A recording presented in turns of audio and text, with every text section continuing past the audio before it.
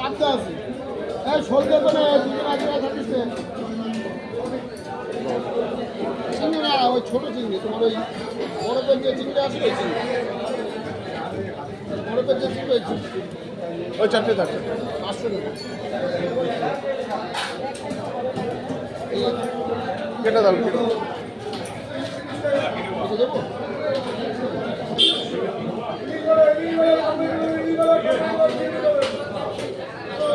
এদিকে কি বলছো কি কিছু বলছি